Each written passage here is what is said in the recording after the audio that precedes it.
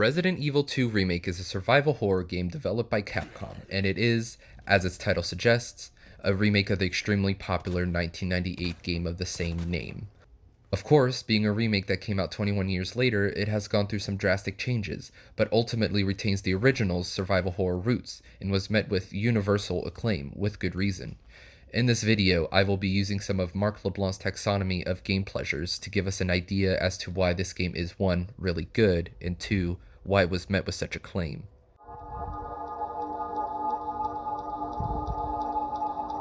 Graphics and sound are the first thing a player will notice, so we will start with sensation. You can immediately tell that the game just looks objectively gorgeous. It sucks you right into the game world, making the game immediately immersive. Of course, this can turn out to be quite horrific at times, as you can also see all of the disgusting gore and dismemberment in excruciating detail. The sound is also top-notch, whether it's the distant barks of infected dogs or the footsteps of Mr. X, more on him later. The sound also contributes to the player being immersed in the game world.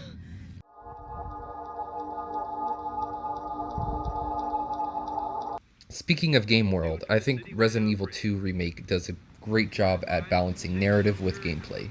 The narrative is simple. You can either play as Leon, a rookie cop, or Claire, a woman in search of her brother in Raccoon City. Once they get there, the whole town is overrun with zombies, and after the two get separated, they have to find a way to escape the infected landscape. That's the setup, but throughout the game, you will soon realize that there's more to the zombie outbreak than meets the eye, which involves conspiracies and big, giant pharmaceutical companies. But the story won't bother you too much, as you will spend most of your time exploring, shooting, evading, and just generally trying not to get killed by the variety of infected. The story is there to drive the player through the dramatic moments, heightening more as you play, but more importantly, it doesn't get in the way of the player playing the game.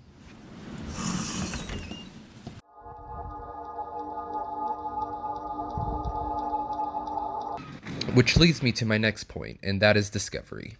Discovering and exploring is one of the remake's most important gameplay elements, as throughout you are going to be, well, discovering things. You are dropped into a police station that used to be a museum, try not to think too hard on that, and you have to explore the entirety of the station in order to progress. You are going to need supplies, and the best way to do so is to explore. You will also find locked doors throughout, and to find the keys or items to unlock these doors, you have to, again, explore the interwoven web that is the police station.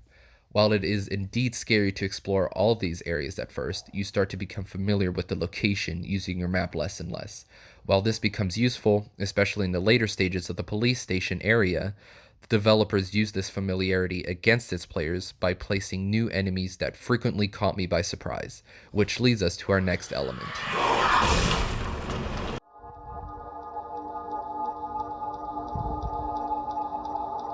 This game is hard and extremely stress-inducing, especially if you play it on hardcore. A lot of this challenge comes from the game's mechanics themselves.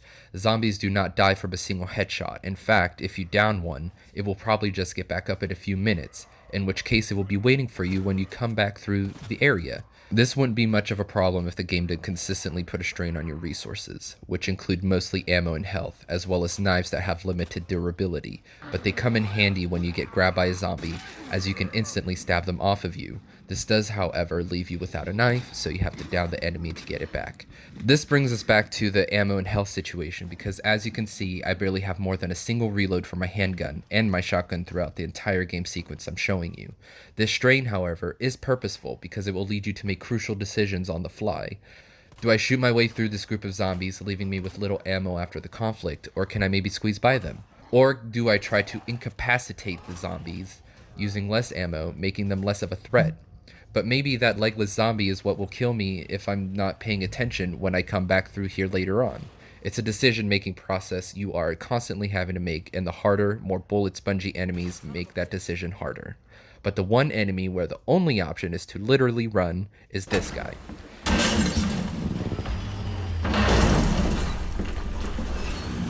This guy was a controversial addition, as you are pretty much helpless against him. I mean, yeah, you can down him for a few seconds, but that uses precious ammo that you could use on an enemy that you can't evade. But this behemoth of a mutant will follow you throughout the entire police station, which means you have to consistently be on the move. This leads the player to frequently feeling overwhelmed, but in a good way, if that makes sense. His addition makes the game low-key traumatic at times because the game is already challenging without him. However, he leaves the player having to make some very split-second decisions, sometimes leaving me to wonder how I got out of a situation alive, or dead. But I can only play this game in short bursts, and I often don't pick the game up for days or weeks at a time because of how stressful he makes any situation in the game. Even with the stress, Resident Evil 2 Remake is one of my all-time favorite games to play. I actually think that I like it because of the stress it causes. Regardless, it was an astounding achievement that they were able to take a classic game that had many fans and not only please those fans, but welcome some new ones. I know I didn't get into all of LeBlanc's taxonomy, but I decided to focus on the ones I thought were important given the context of the game. But yeah, if you haven't played any Resident Evil games yet and you're wondering which one you should start with, I would say this is the one because it has all of the fantastic elements that the Resident Evil series has to offer. Anyways, this is Robbie, and thanks for watching.